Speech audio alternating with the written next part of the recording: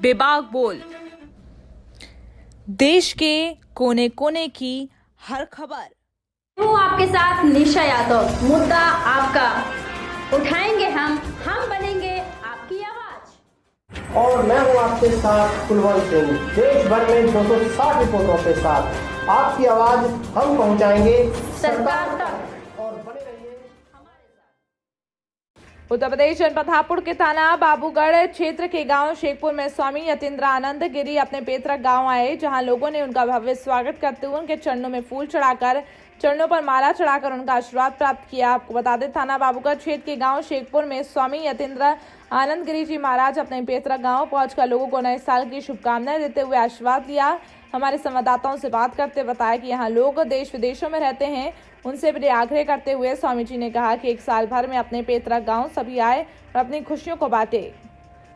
कि 5 जनवरी को आपका जन्मदिन है, जो बड़े हर्षोल्लास के साथ में जो है ब्रज घाट में मनाया जाएगा। देखिए, जहाँ तक इस भौतिक शरीर की बात है, तो इस शरीर का संसार में कब आगमन हुआ कोई निश्चित तिथि तो है नहीं।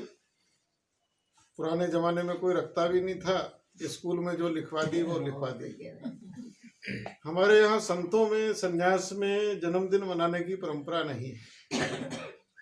सन्यासी का तो मरण दिन बनता है, पुण्यतिथि बनती है, धूमधाम से बनती है, भगत लोग भंडारा करते हैं पुण्यतिथि पर।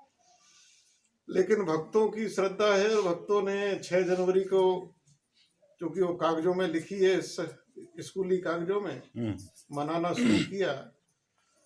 हमने मना भी किया, तो हमने इसको स्वरूप बदल दिया, हमने इसको सेवा का स्वरूप दे दिया।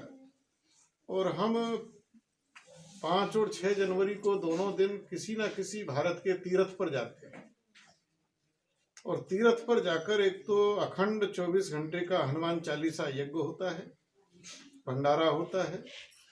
फिर वहाँ जितने भी साधु संत और हमारा पुरोहित समाज है, ब्राह्मण समाज है, उस सबको, और हम बहुत सारी चीज़ों के साथ साथ एक बढ़िया अच्छी क्वालिटी का पानीपत से कंबल मंगाते हैं, गरम, सबको देते हैं। और जितने भी वहाँ विद्यार्थी होते हैं उनको गरम जैकेट देते हैं। और भी जो जरूरत की सामान भक्तों के सहयोग से हो पाता है, तो तीर्थ पर जाकर सेवा करने का उपक्रम। पिछले साल हम आंध्र प्रदेश तेलंगाना गए थे, श्री सैलम मल्लिकार्जुन जो ज्योतिर्लिंग है।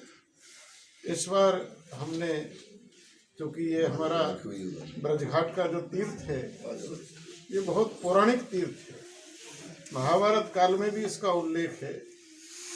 और अभी ब्रजघाट के लोगों का भी आग्रह था, क्योंकि कार्तिक पूर्णिमा को यहाँ दीपदान होता है मेले के समय, और सरकार ने मेले पर प्रतिबंध कोरोना के कारण लगाया था।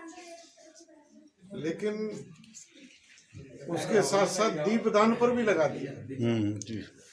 जो किसी भी परिवार में अगर कोई मृत्यु हो जाती है, तो उस मृत आत्मा के लिए कार्तिक पूर्णिमा को वहाँ दीपक जलाया जाता है।